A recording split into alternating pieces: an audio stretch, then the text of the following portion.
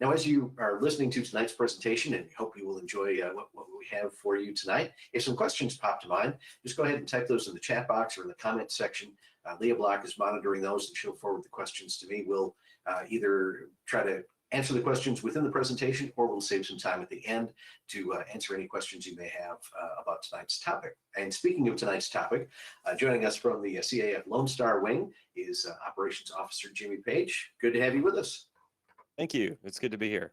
I'm excited. Well, good. Before we dive into the meat of tonight's presentation, tell us a little bit about you and your career in aviation and within the CAF.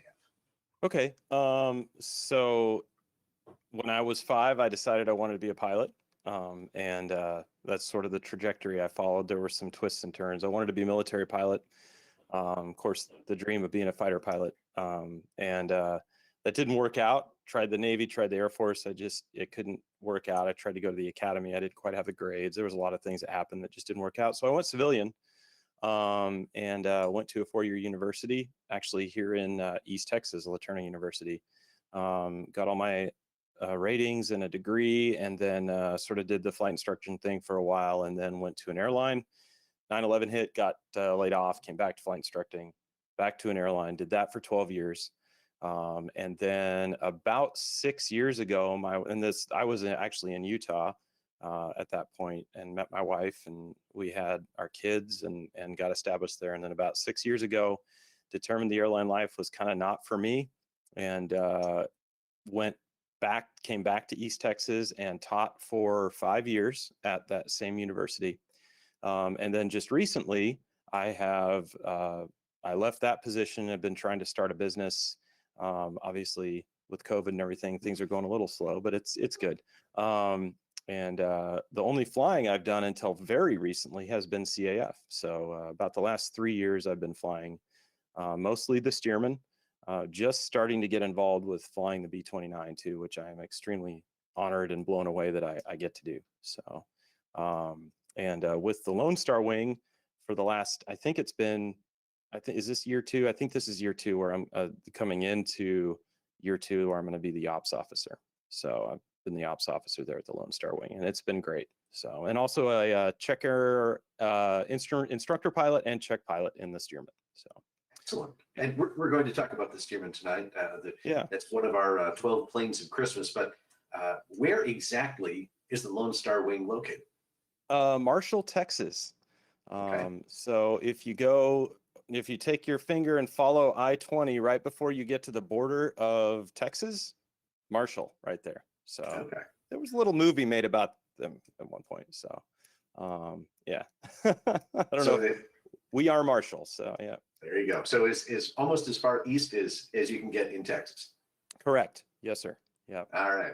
So, yeah. Well, let's get into the meat of tonight's presentation, and that is, as I mentioned, 12 Planes from Christmas, CAF's annual giving program, where 12 aircraft are selected and spotlighted as being projects that kind of rise to the top and deserve a little extra attention. Of course, we love all the airplanes that are in the fleet, but these are the 12 planes that we're featuring this year. And as you alluded to, it's the Stearman.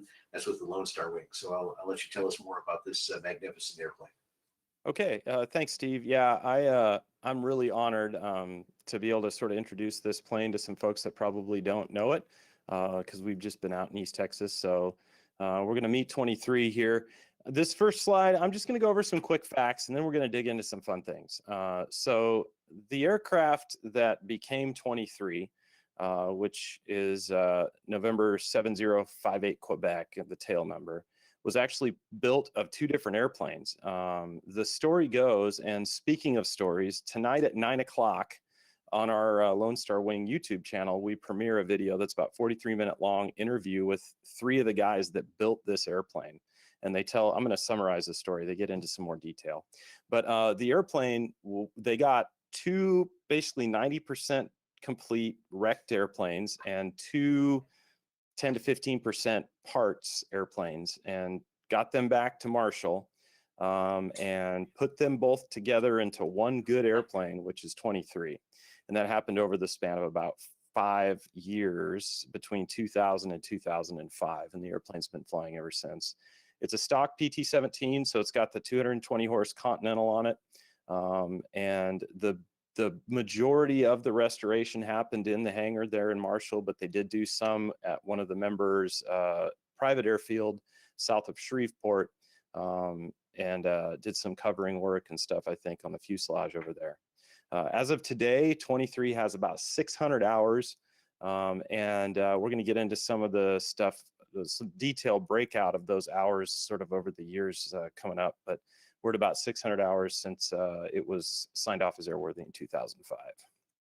So, so moving on, just some fun things, some fun facts. One of the things I like to talk about, we go out and fly the airplane on rides, and, it's not a P-51, it's not a B-29, but it's an open cockpit biplane, which is just a very immersive experience. And so while we can't do maybe quite as fast or sort of that rock and roll, it's more of a classical music, experience. And one of the things I like to talk to people about, especially as we're sort of climbing out, and I'm sort of briefing them about the airplane as we're climbing out to where we're going to go do some maneuvers, is the technology of the day and how, they're sitting in the front cockpit, and I say, hey, this is where the instructor sat. That's where you're sitting. And they didn't have an intercom. So this thing that we're talking on, like, we didn't have that back then. And we had this thing called a Gosport. I think I said it correctly. I've always called it an ear tube. But it actually, you can see it in this. This is just a screen grab from a video, but you can see it coming off of his ears right here. And there's kind of this hood, like, it almost looks like a feed bag for a horse that the instructor would be talking into. And this is what the components actually look like. So you have the earpieces here, and then you have the helmet with the tube that would go up to the front cockpit right here. And so that made it kind of challenging to communicate between the pilot and instructor. If you think about it, the instructor's in the front of the airplane, so they can't really even see the student there's a mirror that sits right about here, and they can't see the student except to look in that mirror. And so it's a really interesting instructional experience. Even now, with the technology that we have as an instructor, when I'm sitting in that front cockpit, it's a really interesting sort of disconnected instructional experience compared to sitting side by side, or even I've instructed in tail draggers where I'm behind the student, and that is a little bit more engaging. It's kind of interesting. So I find the challenge fun. And I think with today's modern technology, it's not nearly as bad as it was for those guys back then. I've never used the Gosport. I don't know what it sounds like. I don't know how much like fidelity there is there, but I can't imagine it was that great. No. The other thing that makes the aircraft a little bit challenging, and maybe a little bit is understating, is crosswinds. This is just an excerpt from a video. I just went on YouTube and typed in Stearman ground loop and grabbed like a screen grab of a middle of a ground loop. And, we talk about this stuff in ground school every year, and the control inputs and stuff, and how to avoid this kind of thing. And but it does make the airplane challenging in a crosswind, when the wind's coming from the side. And so, a lot of the training entails landings and takeoffs. We go out, we do air work a little bit, but the majority of the hours we put in the aircraft when we're training is just landings and takeoffs and dealing with crosswinds and setting a reasonable crosswind limitation. But one of the things that's interesting is, back in the day, they were flying out of aerodromes that looked a lot like this. And so this is actually an active airport, and I can't remember where I took this picture. I was on tour with the B-29 squadron flying their Stearman. And it was between two stops, and someone had told me, hey, there's this old aerodrome training area, that is now just a normal airport that still has all the concrete. And I was like, oh, that's cool. So I kind of flew by it and took this picture, because I had never seen one before. And you can see, they could take off any direction they wanted to go straight into the wind. As I was reading through some of the comments from people who flew the airplane in World War II, they did do some crosswind flying, but it was like, man, it would really be nice to have a airport that was like that in this airplane. So you wouldn't have to worry quite so much about, this kind of thing. Yeah. I'm sure they still wrecked a lot of airplanes, but they took guys basically green and threw them in this airplane. So they did go through these airplanes, but they were pretty tough. And so I think they could be repaired, and they keep going. One of the things I read said, once it got to the point where things were unrepairable, they just kind of shoved them off to the side and brought a new one in. So, but that one of the other things they said, which is kind of interesting because, the Stearman, especially ours, is painted like the N2S. So it's painted like a Navy airplane, a Navy variant. And there's a nickname, the Yellow Peril. Most of what I've heard and then talking to people around the CAF say that technically speaking, the Yellow Peril was the Naval Aircraft Factory or Naval Aircraft. I can't remember the actual technical or corporation name, but it's the N3N, which a lot of folks mix up with the Stearman. They're not the same airplane. And that was like the Yellow Peril, which seems to be the consensus is the N3N is a little harder to fly. And so especially the Navy, when they took sort of the first few test flights of the Stearman, they said, hey, the stall characteristics are way too docile. We would like the aircraft to stall a little more, I don't know, how to break from the stall a little quicker, to make it a little more difficult to recover from, to make it a little better trainer. And I'm going to pause right here because as an instructor, I love that philosophy, but we've sort of moved away from that in modern times. We're trying to make airplanes easier to make them better trainers. And I'm like, I think there's something to be said for an optimized challenge. So anyways, but this picture here is actually the stall strip. So you can see, here's the leading edge of the wing. And if you can it might be kind of hard to see on the screen, but this shadow right here is actually a triangle piece that's attached to the front of the wing, and it makes the leading edge sharp, which causes the airflow to break away from the airfoil a little bit quicker and a little more symmetrically. So it just will break more suddenly and cause a stall. And so the Navy, they said, I guess their test pilot, I have here in my notes that this occurred somewhere around January 1st in 1934 with the Model 70, which was a variant of the early variant of the Stearman that the Navy said, hey, it's just a little too tame for cadet training. Let's add some stall strips and make it a little more rock and roll. a little more adventurous, as it were. Yeah, exactly. I'm sure the instructors loved that idea. So did the stall strips stay through the entire run of the trainers during World War II, or? It's funny because now there's you talk to people who fly Stearman and they're like, is it a round wing or does it have stall strips? The stall strips were only on one wing, it's two wings, it's a biplane. And so, but what's interesting is then you'll also find airplanes, and from what I understand, they were added for aerobatics. So the airplane would brake in snapping maneuvers a little more predictably, where they have stall strips on both wings. So it seems like, no, they didn't really stay around because, a lot of these airplanes, when they're restored, they get brand new wings. There are, I think, at least a couple of companies that build wing kits for Stearman.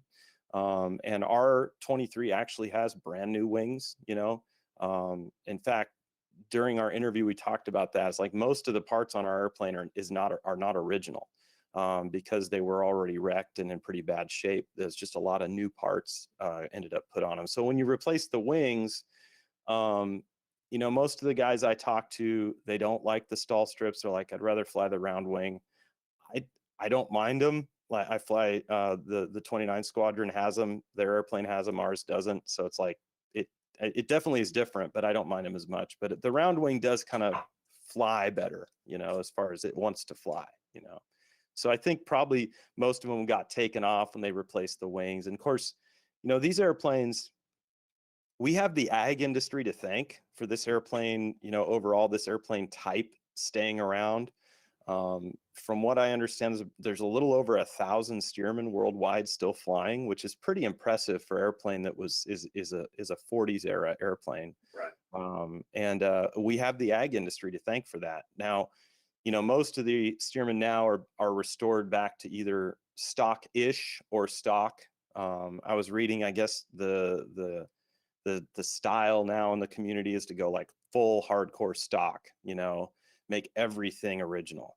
Our airplane isn't quite that way. You know, we have like more modern radios and things like that. But that's kind of the style they're going to now. So the stock engine instead of the bigger engines and things like that. But there are, you know, they made 10,000 of these airplanes and there's still 1,000 of them flying. That's amazing. So thank you, ag industry. And speaking of that, as a guy who twists wrenches on the airplane too, parts support is actually surprisingly good for this airplane. I mean, certainly there's things that are hard to find, but compared to other Warbirds, for me being kind of neophyte for working on vintage aircraft, it really does help to be able to just call up a company like Dusters and Sprayers and be like, hey, I need this bushing, you know? Right. So yeah. So some specific things about 23. The Lone Star Wing is really connected to Marshall, Texas now. Now the history of the Lone Star Wing, you know, the wing used to be in Tyler, Texas, moved to Longview. And for those who've been around the CAF a long time, you might remember us. We had the PBY back in the 80s, the one that crashed, that was us. And so there was a really sort of tough grieving process that went there. And so the wing kind of shrunk and went to Longview and then ended up in Marshall and sort of started to rebuild. So the spirit of Marshall, this badge that's on the side of our airplane is really meaningful because it's like, you know, the story of sort of the Marshall, the We Are Marshall movie, and then the story of the Lone Star Wing. There's some parallels there, and so you'll see if you see this airplane out, you'll see it. It looks like it's just kind of the Lone Star Wing symbol, but if you look at the outside, if you get up close to the airplane, you'll see the spirit of Marshall there, and that's very special to us. Another thing that's interesting is this engine was actually overhauled by Holland Aircraft Company out of Tyler, Texas. So this is an East Texas airplane through and through, man. This airplane was like, its genetics were piney woods of East Texas, man. And so Holland Aircraft is not there anymore. Of course, I was talking to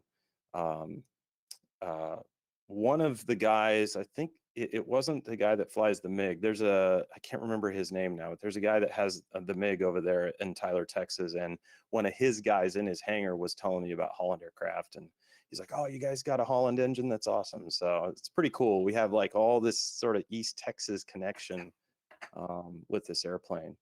So one other thing, you know, as we're just going along here, this is really an interesting little tidbit, and I'm proud of this, and I think our guys are proud of it too.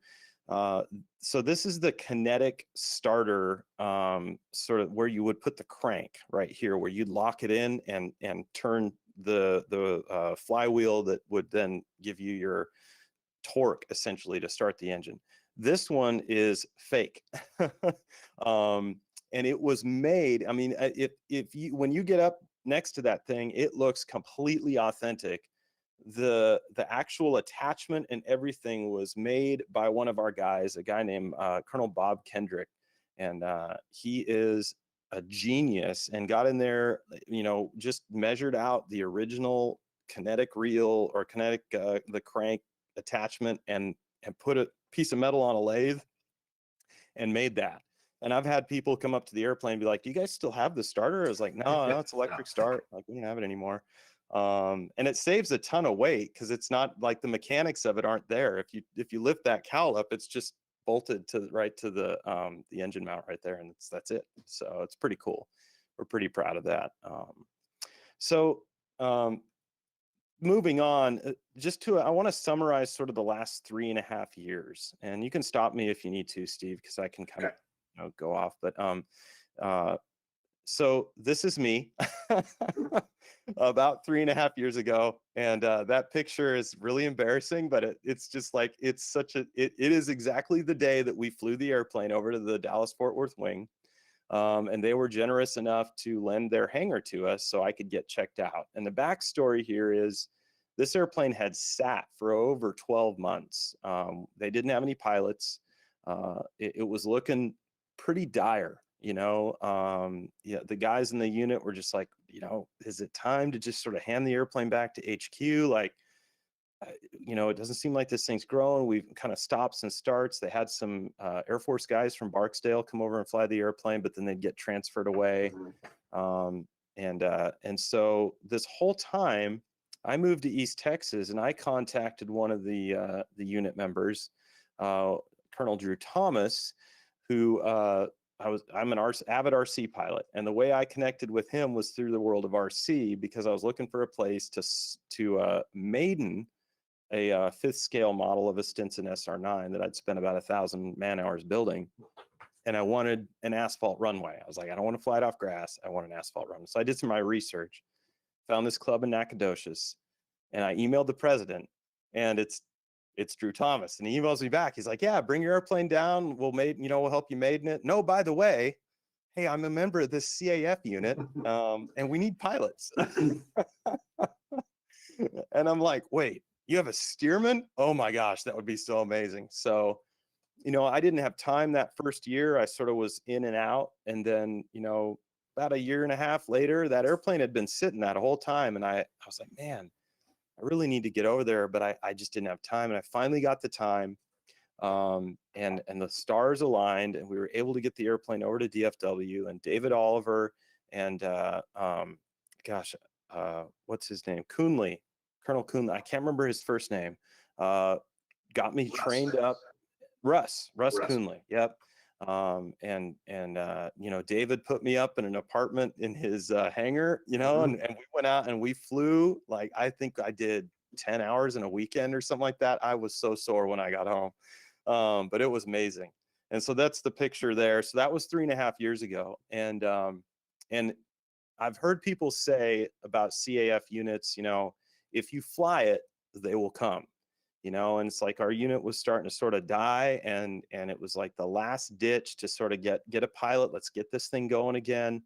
And my first revenue ride, this is the kind of stuff that we do. And even though we're a small unit with one airplane, my first revenue ride was this guy. I got a call from a hospice nurse, and she said, hey, I'm taking care of this gentleman. He's a great guy. He's got a bucket list that he's always wanted to ride in an open cockpit airplane. And so I flew the airplane, actually flew it down. It was at Nacogdoches where we met him. And so I flew the airplane down to Nacogdoches. This was my first revenue ride. And it set the tone for sort of, this is the mission, man. This gentleman is no longer with us. And I treasure this kind of thing, where it's like this little, World War II trainer, you put someone in that front cockpit and you make a dream come true. And it's like such a bigger deal than just flying an airplane. It's about leverage. And that's the thing that I thought about as I was sort of thinking through what I was going to say tonight and talk about. But this whole thing that we do, across the board of aviation, and definitely in the CAF, the educate, inspire, and honor, it's about multiplication of effort. That we can do more with an airplane that flies, as far as making dreams come true and educating people and giving someone just one little bit of joy. I mean, you should have seen the smile on his face. We're out flying over this lake by Nacogdoches, and I was just like, this is amazing. This is what we do, And so for me, this is sort of my first taste of giving someone a ride in the Stearman. This set the tone for the next few years, And so this is a Girl Scout troop that's actually been out to our unit a couple of times now. We did a little mini private pilot ground school where I talked about just some real basic aerodynamic stuff. And then we went out to the airplane and let them crawl up in the cockpit. And, I didn't take any of these girls flying at this point, but just having them there in the hangar around the airplane, it was, these girls were really excited, especially a couple of them. One of them, I think, is going to be the new Elon Musk. Like, she was really sharp. So pretty amazing. So this kind of thing, and then this is coming out of COVID, you remember when everything started opening up, we were struggling financially just like any other CAF unit. And so we're like, hey, what do we do? Things are starting to open up again. Is there a way that we can do some ride days and maybe capture a little revenue? We'll bring our price down and just give our local community a deal and see what happens. Well, we figured, hey, we'll do one ride day. Maybe we'll sell 5, maybe 10 rides and just kind of pay the bills. It was insane. It got picked up by the local newspaper, and then got picked up by the newspaper in Longview, and then got picked up by the television one of the television stations in Longview. And I took that guy flying, and he interviewed our wing leader, and I think we did 50 some odd rides over the span of 4 ride days, and just it was really interesting, Steve, because it's like people have been so down, right? And the smiles on their faces, and then what was cool, significant things happened. So just kind of another sort of parallel story that went on here. This is actually Colonel Jim Berryman, and he passed away this year, and we lost him. He's one of our members, and his family, his wife Willa, finally got to ride in the airplane. Like, they all came out and rode in the airplane, and it was so awesome that we got to do that, especially now that we know, it was probably, his last big ride day that he was able to join us for. Man, this is what it's about, right?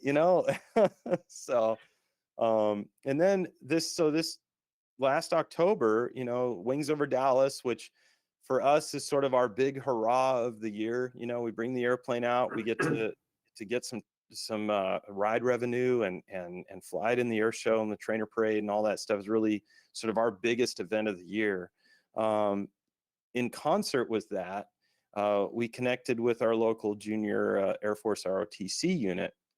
Now they have I think it's 130 total cadets at the high school there. And we were able to, again, just like we put it out there with the unit, we're like, hey guys, it's going to cost this much to charter the bus.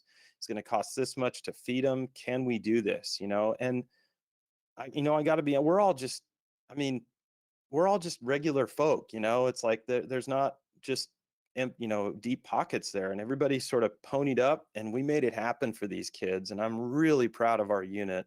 They came out to Wings Over Dallas. We got 56 of them. We could only charter one bus. We couldn't bring the whole shebang, maybe next year, but we got 56 of them out there, and they got to come out and see the airplane. And the majority of these kids have never been outside the city of Marshall. They're I think he's a sergeant, but I can't remember now. He took them out to eat, we helped offset that cost as well. And most of these kids had never been to a restaurant where they sat down and were served with a menu. Like the things that you and I probably just like, oh yeah, I'm going to take my wife out on a date, no problem. These kids, it was mind blowing for them. And they were all just, of course, they're amazing kids, like super. I mean, you can see the discipline. Like, I love this, even out of uniform, they're all like just at attention there ready. And I think that was right in front of the hangar where they did that. So, yeah. So that's what we do. And that's the momentum, man. Like, we've been, for the last 3.5 years, we've been on the uptick in momentum. And I think I mentioned this later in the presentation, but I think it bears talking about now. We've put in 88 hours of flying this year, which doesn't sound like a lot, but that's the first time, we may actually have to do a 100-hour inspection on this airplane, which I'm not sure if it's ever happened before, because we've still got some flying left to do this year. And we know it's kind of one of those value propositions. Do we do the 100-hour and keep flying, or do we just take it down for the annual? I don't know. But it's like, this has been a really great year, and you can see this uptick and this increase in activity over the last few years as we've started flying the airplane, and we've started getting new members coming in and joining us and participating. Like, it's not just new members that are coming in to join us. They're coming in and they're getting involved, man. And it's awesome. They're not just coming to meetings, they're showing up for the events. Wings Over Dallas, one of our new members was out there, and I wore him out. I was like, oh man, I'm so sorry. He was like, man, it took me about a week to recover. So I got to be careful with the volunteers, but yeah, it was crazy. It was really good. So why are we talking tonight? One of the issues, and why is this airplane in 12 Planes of Christmas? Well, so during the last 3.5 years, we've had this uptick in momentum. Well, when an airplane sits for a year, there's bound to be consequences. And so what occurred was that we started sending our oil off for analysis, and we started seeing an uptick in metal. And so it's not the end of the world. Like we use Blackstone, and I love how the CF kind of lets us pick. I've always been a fan of Blackstone. I've built high performance cars and stuff, and they're big in the hot rod community and stuff too. They're a little more money. I'm not being compensated for this, but they're worth it, because you can call them and you can be like, hey, tell me about this. And so they talk about it and help us out. And so we saw this increase in copper and some other things. And we realized, we sort of sat down and talked about it, and we're like, hey guys, we don't have any cushion at all. Like, we're on a shoestring here. And so we realized, if we're going to keep this momentum going, if we're going to keep this thing going, we've got to get a cushion built up. And so that was part of the reason why we were so excited about those ride days. It's like, man, if we can keep this kind of pace going, and we can work this airplane, we can get this thing going, and we can get this cushion built up. But what we found, Steve, is like, we're still behind the curve. Even with all this activity, even with an incredible October with Wings Over Dallas and a couple of other events that we did, we're still behind the curve. And so we're really thankful for the opportunity to share the airplane in 12 Planes of Christmas, and help offset and sort of get ahead of the curve. So if we go into annual this year, we do a compression check, or something occurs during the inspection where it's like, even though the airplane's running great right now, it's like something could happen where it's like, boom, okay, now's the time, engine's got to come off.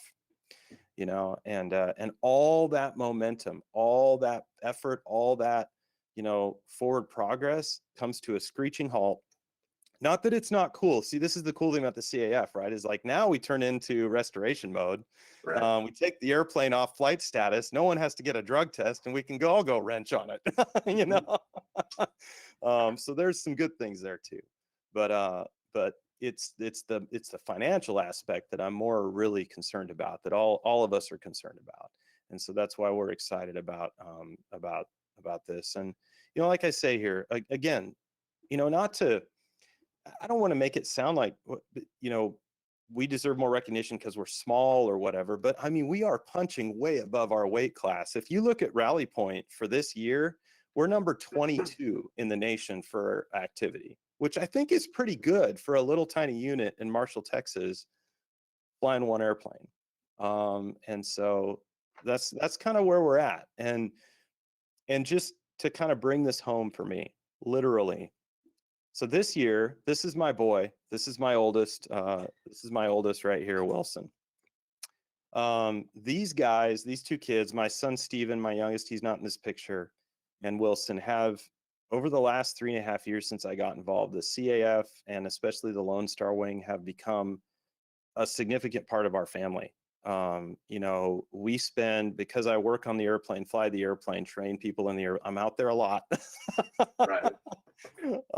And I drag the boys with me, and so, they're used to this, just sort of being around it. And so when it came time, he's like, hey dad, I really want to do my 12th birthday at the wing. And so, cause you have to be 12 to ride in the airplane. Right. And so I was like, okay, I'm gonna go one further. We're not just gonna do your 12th birthday at the wing. We're gonna give you your first airplane, a ride in the Stearman, and I'm gonna take all your friends flying too, who are over 12. Right. So it was kind of a bummer, because he's like right at the cusp. So a lot of his friends were like 11, and I was like, oh, I'll get you next time, But there were kids there. So Wilson and I took a normal like 20-minute ride, and it was awesome. And then there were, the rest of the kids, I kind of just took them up and went around the pattern and kind of did that thing. And but there were kids there who'd never been in an airplane before. Period. End of story. Never been in an airplane. First airplane ride in 1941 Stearman. And I'm like, that's amazing. Like, I mean, for me, it's just hop in the Stearman and go fly. For them, it could be the spark that starts a life on a whole different path. It's like, I didn't even know this existed. This is what I want to do, and so that kind of brings it home for me. It's like, we got to keep this thing going. Certainly CAF wide, we got to keep this thing going, and all the pressures and headwinds that we've dealt with over the last couple of years with COVID and all of that, like, we've got to keep this thing going. But in the Lone Star Wing, like, we have this heritage, this history. This unit was chartered in 1982. Like, we've been around for a while. So it's important to keep this thing going and keep this airplane in the air. And so that's why we're here to talk about this. So That's right. Yeah, that's all I got, Steve. Is that it? Okay. Yeah. We should talk a little bit, since this is the first of our 12 Planes of Christmas webinars. Exactly what process did you go through to get selected? I mean, so again, this is a opportunity to support, as you mentioned, some of the airplanes. We kind of put the spotlight on them, but explain the process of exactly how this works. Yeah, so it was pretty straightforward. There's a form, an application that is filled out, and it's a lot of boxes for text, right? So you're telling the story, sort of framing everything. But once I filled that out, and we sort of sat down and talked about, as a unit, like, what do we want to say? What is, and honestly, I got to say this. We did not expect that we'd be. It was like, well, there's other units out there that certainly have more need than us. Like, and even though this is like a make it or break it thing for us, we just always assume, well, this little tiny unit, like, no one really cares about us. But it's not true, Right. It's not true. And I've looked at the sacrifice like David Oliver made to get me checked out. Like, we are cared about, we are known, and it's awesome. But yeah, so that was, and then I got an email. I think it was an email from Leah, that we had been selected.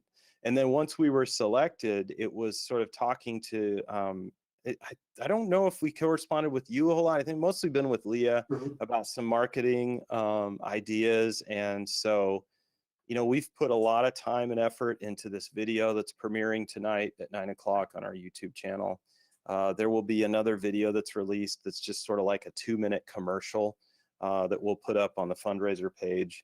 But that video in particular has been on our heart to do as a unit for a long time, because like Colonel Berryman and some other members that we've lost, it's like, as we lose these members, we're losing the history because no one's archiving it or writing it down, and so it's really good to sit down with these guys and record their story. And so that was sparked, really, and I'm kind of going down a rabbit trail again. That was sparked really by Leah just saying, hey, some units do videos. And I was like, videos? Light bulb. We can do this, and so that kind of thing. And so I think, one of the things that Leah said early on was, like, units get out what they put in.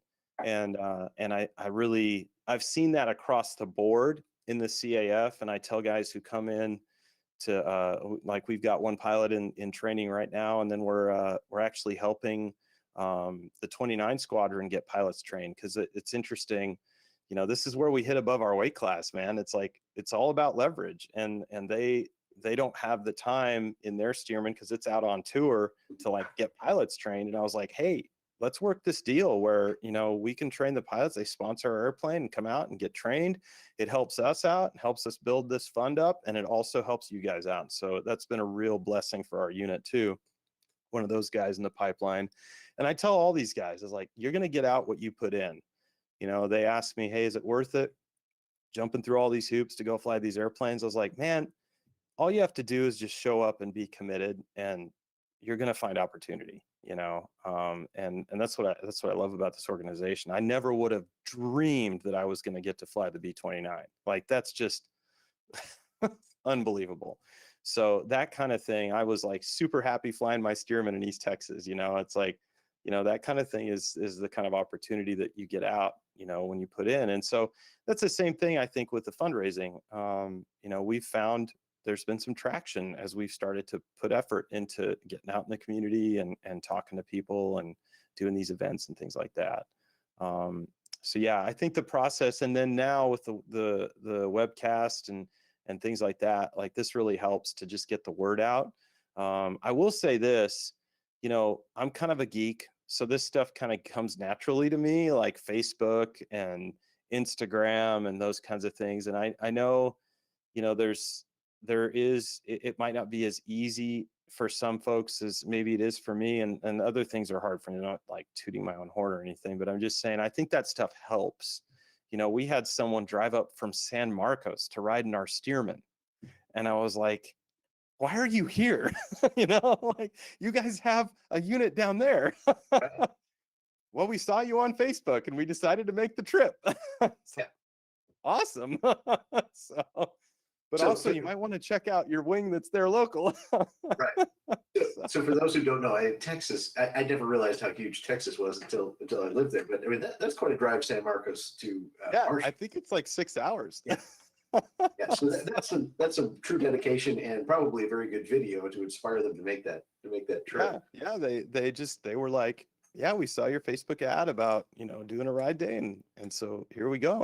And all I did was like go into Facebook and say, here's $50, run the ad, here's the ad, and like click send. And so maybe that's oversimplifying it, but but I think you definitely, there's all these avenues to get the word out.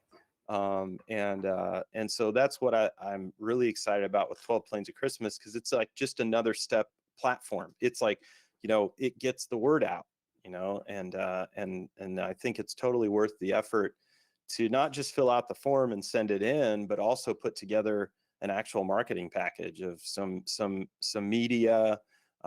Think through your, like, I'm not a huge marketing guy. I mean, I'm trying to start a business, so I obviously consider myself to be somewhat of a marketer. Maybe I'm not, I don't know. We'll see how successful I am, but I do have an instinct for those things. And I would say, like, get a philosophy, like think about like, what's the story here, and that was something that Leah, really emphasized too. And I resonate with, like, story really matters. And we all have, that's the great thing about the CAF. Like, all these airplanes have stories behind them, Right.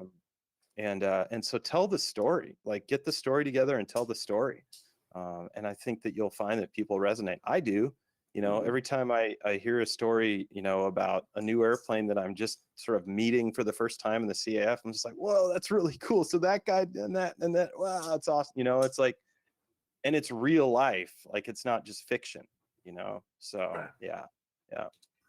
So as you went through the process of applying for the 12 planes, did you find that the process helped sort of focus the unit on the mission, not just the fundraising part, but your mission going forward? Yeah, I think so. I mean, it was, there's kind of, I remember opening up that application and being like, this is a wall of boxes. So, there was that initial like overwhelm, like, I'm going to do the best I can and we'll see what happens here. It felt like filling out like an Air Force Academy application or something, it's like, tell us about, but it did. There was, because it's trying to pull that stuff out of you.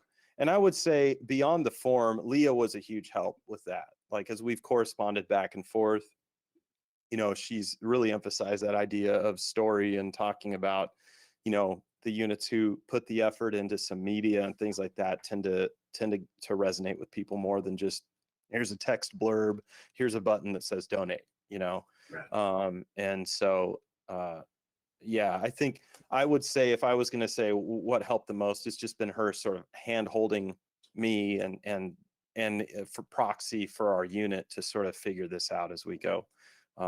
Because we are, we're not super sophisticated, we're doing the best we can, but it's been fun for me because I kind of geek out on this stuff. So That's great. By the way, the Leah that we're talking about, if you're joining us for the first time, Leah Block, who's our vice president of marketing for the CAF, and she's actually behind the scenes right now making the YouTube and Facebook live broadcasts work while we get to sit here and talk about airplanes, which is great. And speaking of the button that you can use to donate, it's you go to the website supportcaf.org, and you can see that the Stearman from the Lone Star Wing and all the airplanes in the 12 Planes of Christmas there. Again, that's supportcaf.org. We have some questions coming in from some of our viewers tonight. Awesome. And let's see. There we go. So you talked about helping to check out one of the B-29 squadron pilots in the Stearman, but just in general, what is the process that a pilot would go through to become qualified in the Stearman? Okay. So that's I love teaching this airplane. So this is I love answering this question. So it depending on sort of the door that you walk through into the airplane will be unit specific. So, in our unit, you need to be an airplane sponsor. Other units, depending on their configuration, like financially and things like that, that might not be a required sort of hurdle that you got to jump over. And then after that, as far as there may be other financial sort of aspects to it, paying for flight time or whatever that might, we have to help sort of offset the maintenance costs and things like that, that's going to all be unit specific. So I can't speak to that, but I will say as far as the CAF regulations are concerned, you need a minimum of 15 hours in the aircraft. And so most of that's going to be spent landings and takeoffs. And honestly, it's an absolute blast. I never get tired of flying this airplane. It is always challenging. And I don't have a lot of time relative to most Stearman instructors in the CF. I've got about 200 hours in the airplane now. And at 200 hours, I am still learning so much. And so anytime you let your guard down, you're going to get bit. And that's the great thing about this airplane. It makes it a good trainer. So there's 15 hours of training. And then you'll go, within that 15, sort of towards the end of that, you'll do your check ride. And the check ride is just with an IP check pilot. So if you came to our unit and you wanted to get in the airplane, then we'd go train. There's some hoops you have to jump through with HQ. There's a kind of a ticket you have to get called a transition letter that sort of, you have all these qualifications you have to hit to get that transition letter. I should have mentioned that before you start training. So it's not just hey, train me. You have to go through a process with HQ. They're going to give you the transition letter, and then you bring that transition letter, and that lets me, okay, now we can go train. So it's 15 hours in the airplane, and then we have some ground training requirements. Now there's a 6-hour requirement for systems training, which I think is awesome because people are it's a Stearman. How complex can it be? It's oh, I can find 6 hours of systems. You really don't want to get that detailed on an airplane unless you have to, but hey, it's a Stearman. So, it's pretty simple. So we get 6 hours of systems training in, and, a lot of that training I'll talk about, it just like anything else, any other aircraft, you're going to talk about systems failures. You're going to talk about what to look for given, different systems. So it's not just tell me about the fuel system. Well, it's got a tank and a line and a carburetor. It's very simple. There's no fuel pump, very simple. But anyways, yeah. So 6 hours of systems, and then you have 6 hours of what we call CRM training. Which, for us, that ends up being sort of a review of different accidents and risks and things. And then in that same sort of realm of instruction, we're going to talk through, hey, here's where you may want to set your crosswind limitation, because you're going to go out there and you're going to fly this airplane. We want you to have fun. We want you to enjoy this airplane. It's never, they say this at the air show briefings all the time, right? It's we don't do anything that is operationally critical. No is always a good answer. We're just not going to fly. So we'll talk about that in the CRM part. And we do a couple of hours of cockpit procedures training, which again, it's a Stearman. It's 2 hours really, but we can do that piecemeal. We'll sit in the hangar for 15, 20 minutes, go through some flows, talk about, just getting you familiar with the cockpit, maybe talk about some of the avionics stuff. And then we'll just do that a few times just to keep you, up to speed. and then you get your 15 hours, you get your check ride done, and then you get a pilot letter. So you transition letter, and then you get your pilot letter. And once you have your pilot letter, you can go fly the airplane. And you don't have to be a commercial pilot. I mean, I think a lot of people assume I got to be a commercial pilot. Well, you do if you're going to sell rides, Right. but our unit, we just want to fly the airplane, So even if you come to us and you're like, hey, I'm a private pilot, I've got all this tail dragger time, which definitely helps. And there's a certain level of requirement before you can get that transition letter, which can be kind of a hurdle for folks. They're like, hey, I've got like 500 hours, but I have no tail dragger time. Like, well, we got to find a way to get you the tail dragger time before we can get you the transition letter. But once you get your pilot letter, even as a private pilot, you can just go fly the airplane. And take it to shows, do some static display, campaign it for your local community. I mean, there's all kinds of things you can do just as a private pilot. You don't need to be just selling rides. Now, obviously, helping us sell rides is a big help, but if you don't have a commercial pilot's license, it's not the end of the world. Like, you can still participate on the flight side of things. Right. So yeah. So there you go. Not to put you on the spot, but do you know how many hours of tail wheel time you need to qualify for the transition letter? I think it's 30 hours of tail wheel in the last 12 calendar months and 80 takeoffs and landings in a tail wheel airplane in the last 12 calendar months. I think that's one of that's the major hurdle, is getting the tail wheel time. Yeah. And that can be done in really in any tail wheel. Correct. Airplane, right? Like Piper Cub or Taylor Craft, something like that. Yeah, It doesn't have to be in a heavier tail drag. Correct. In fact, our unit, we've got a member who owns an L4. Now it's currently not airworthy. It has some things that need to get fixed on it, but we're talking about possibly using that airplane. It's privately owned, but using that airplane to get people over this hump so they can get into the Stearman. Because that is one of the biggest obstacles, honestly, is like, we have a lot of accomplished pilots that come to our unit. And it's like, man, I really want to fly the Stearman. I got to figure out a way to get this tail dragger time, because it's like a catch-22. It's like, you need the tail dragger time, and you do. I totally think that's a reasonable requirement. But then it's like, well, but the insurance companies, make it a little more difficult to instruct in a tail wheel. So you don't have a lot of tail wheel instruction available, so it's like, the reason you need the tail wheel time is because there's a risk, especially insurance wise, and the insurance doesn't make it easy to get the tail wheel. So it's like this. So, but we're, like I said, there's creative ways you can do that. And we're not the only unit that's doing that. I know some other units have kind of like a pipeline, they'll have a simpler tail dragger that someone can start in and kind of get them into the CAF airplanes. So yeah.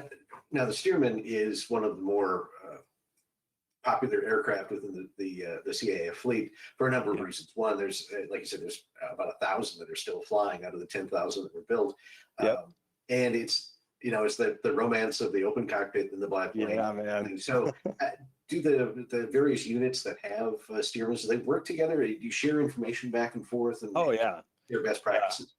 Well, so again, I'm fairly new to the ops officer role, right? But I'm a guy that picks up the phone, and especially when COVID, like coming out of COVID, we were talking about, so what are you guys doing as far as disinfecting? Like, what's the standardized?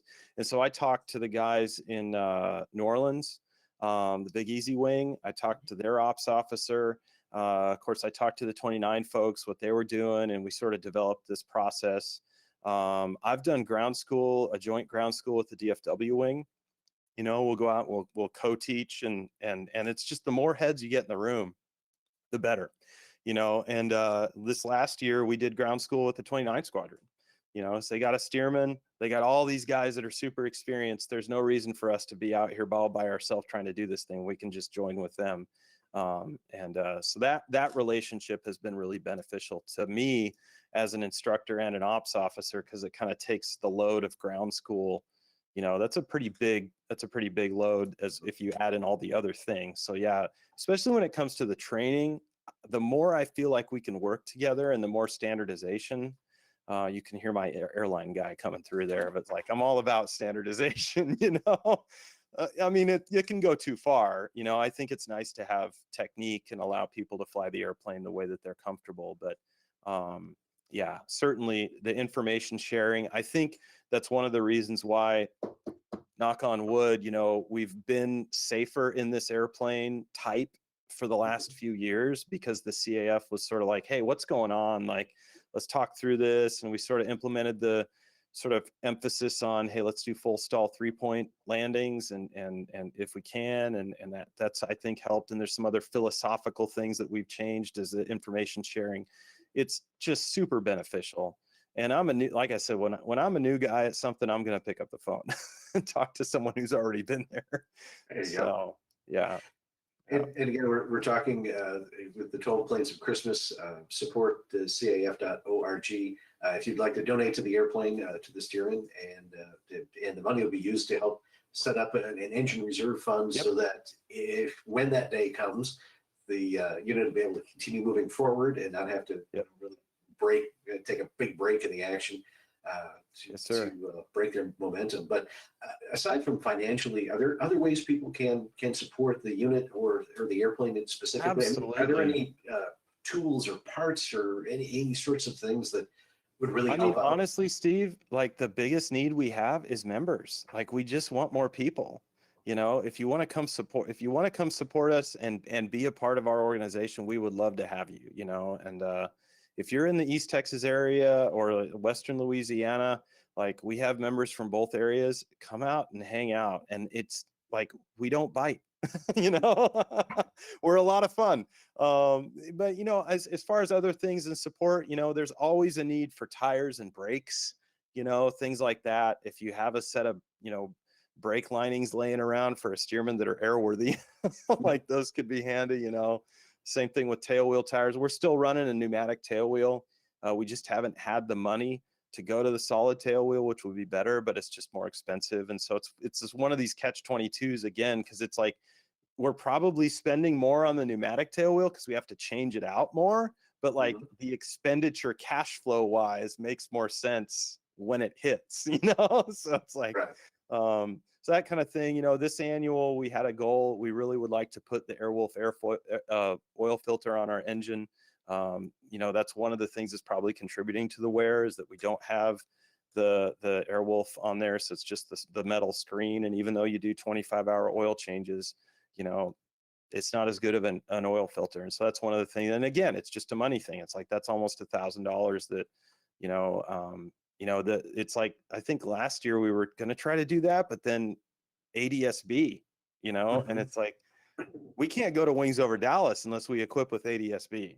And if we don't go to Wings Over Dallas, that's a huge hit. So it's like, we had to put the Airwolf away and let's do ADSB. So yeah, kind of stuff. But I would say, you know, if I had the opportunity and the platform like I do right now, like to recruit, you know, come on out, you know.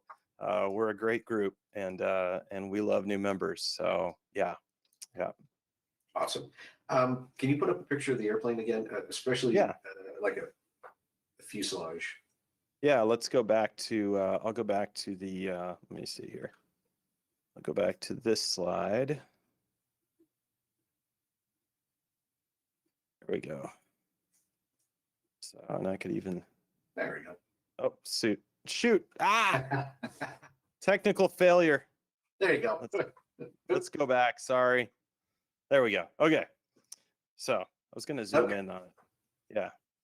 There we go. Okay. All right. So this is something I learned. I got a sneak peek at the video that you can premiere about an hour from now with the three the colonels who helped put this airplane together. Yep. I don't know why I didn't know this before, but the red band that you see behind the cockpit indicates that this was an instrument training airplane. Yeah. Which is, I had no idea that's what it meant. And if you think about it, if you're a pilot and you're looking at that, imagine instrument training, and they basically just put a canopy over the cockpit, the rear cockpit, and you had to try and figure it out. I mean, okay, I think I don't. Oh man, I gotta try to do this. Hold on a sec. Let me see if I can do this. I've got. Let's see here. I'm going to minimize this real quick, and then we're going to go here. I'm going to do this real quick. See if I can figure this out. I want to show a picture of the cockpit, because anybody who's an aviator who's ever flown on instruments, if you look at this airplane, I don't think I can here. Oh, yeah. Well, Steve, yeah, I can't find it. But basically, all you have is the most basic of basic. Like, you don't even have basic instruments. You don't even have what a person would consider in modern times like backup instruments. You have a turn and bank, which is the little thing the needle goes back and forth that tells you your rate of turn, right? It doesn't tell you your angle, your bank angle. It's just rate. You have a slip skid indicator, the little ball. You have a compass. You have airspeed. You have altitude. That's it. Like, I'm just like, they did instrument training in these things. Yeah. Because I mean, I'll admit, when I'll have a guy in the front cockpit, and I'm like, hey, look outside, make sure I don't hit anything. I'm gonna see if I can fly this airplane, and it's like a great challenge. So huge admiration for those guys that were doing that back then. So yeah. It was an amazing airplane, and of course, like so many of the Warbirds that made the cut, as it were, after World War II, the Stearmans found lots of work in the ag industry, now known as aerial application. There were crop dusters back then, and also barnstormers. I mean, that was an air show favorite for many years. But this particular airplane, and again, it's a conglomeration of two airframes that came together to create number 23. It lives on and has kind of a pampered life, and gets to give folks a big smile in that open cockpit, and as you also pointed out, it's a bucket list for a lot of people as well.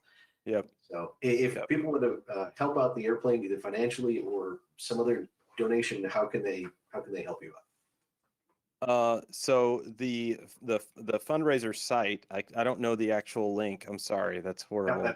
No, it's okay. Supportcaf.org. Supportcaf.org will take you there, and I think we're number 8. And of course, that you can go there, or you can connect with us on Facebook at facebook.com/Lone Star CAF. And then we also have a website, lonestarwing.org. And it's actually a great treasure trove of information. We've got some old black and white training videos up there, and we've got a blog, but it doesn't stay as updated as it used to since we sort of moved over to Facebook to keep everyone updated. But if you want to get, you want to get in touch with us, or you just want to talk to us or hang out, come out to a meeting. We meet on the third Saturday of every month at 10 o'clock in the morning. Typically go out to lunch afterwards, and we'd love to have you. So I think that's pretty much all the avenues, Steve. So, great. Yeah. And I see one of our viewers tonight has already said thank you, and her donation is on the way. So awesome. Thank you. More donation. Thank you very much. Yeah, thank you. Awesome. And if folks want to see the video that you're going to premiere at 9 o'clock Central Time, how do they find that? Yeah, so I'm going to go over here real quick and just make sure I get this address right, so I don't mess this up. Let's see here. Switch.